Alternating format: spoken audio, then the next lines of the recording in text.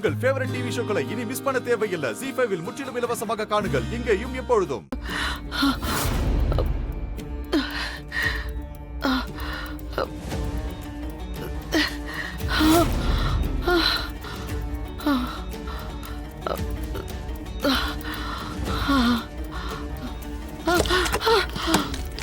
ஐயோ அம்மா! ஐயோ ஐயோ பாட்டி, என்னாச்சு? என்னாச்சு பாட்டி? பாட்டி, ஐயோ அம்மா, பாட்டி என்னாச்சு பாட்டி? பாருங்க அம்மா, பாட்டி எழுந்திருங்க. பாத்து நிதானமா அம்மா, பாத்து படுக்க வை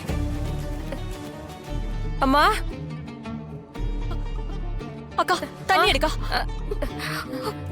ஐயோ அம்மா இங்க பாருங்க. ஏ தண்ணி இல்ல. ஐயோ நான் போய் எடுத்துட்டு வரேன். போய் கிச்சன்ல இருந்து எடுத்து வாங்க போங்க.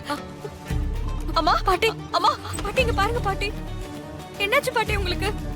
பாட்டி அம்மா, பாட்டி எழுந்திருங்க பாட்டி. பாட்டி எழுந்திருங்க பாட்டி. நீ டாக்டர் கிட்ட பேசு. உடனே ராணிக்கு ஃபோன் பண்ணி விஷயத்தை சொல்லிரு தர்ஷினி. சரிங்க அத்தை.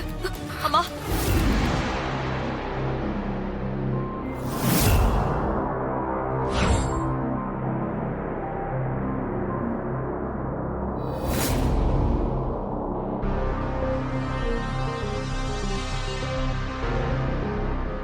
சாமி, எனக்கு ஒரு பெரிய பிரச்சனை, நீங்க தான் உதவணும்.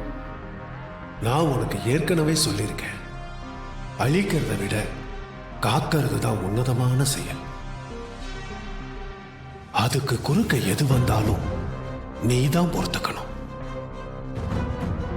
இப்ப நீ நெருப்பு மேல நிக்கிற, உன்னோட நிலைமை எனக்கு புரியுது. ஆனாலும் உனக்கு வேற வழியே இல்லை. அந்த கடவுளே மனுஷ ரூபத்துல வந்தப்ப நிறைய சோதனைகள் நடந்திருக்கு.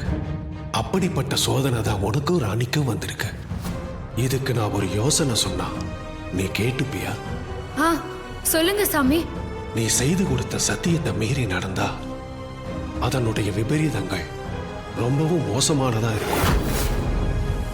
மனுஷங்க மேல உன்னோட சக்தியை நீ பிரயோகப்படுத்த கூடாது. ஆனா உன்னோட தற்காப்புக்காக உன்னை எதிர்க்கிற துஷ்ட சக்திங்க மேல நீ உன்னோட சக்தியை தாராளமா பிரயோகப்படுத்தலாம். இது உன்னை அழிக்கிறதுக்காக நடக்கிற யுத்தம். அந்த நவபாஷான சிலை மட்டும்தான் அவங்க கிட்ட இருக்கு.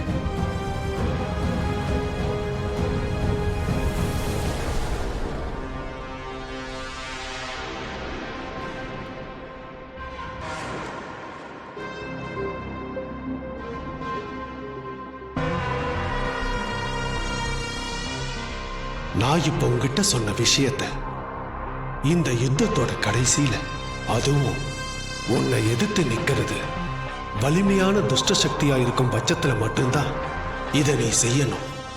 மற்றபடி எக்காரணத்தை கொண்டோ இதை நீ பிரயோகப்படுத்த கூடாது. கண்டிப்பா சாமி, நீங்க சொன்ன மாதிரியே நான் பண்ணிடுறேன்.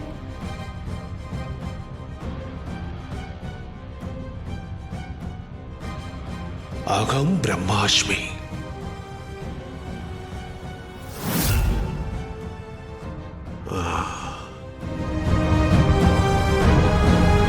ZEE5 ஆப்பை டவுன்லோட் செய்து அனைத்து எபிசோடுகளையும் இலவசமாக பாருங்க.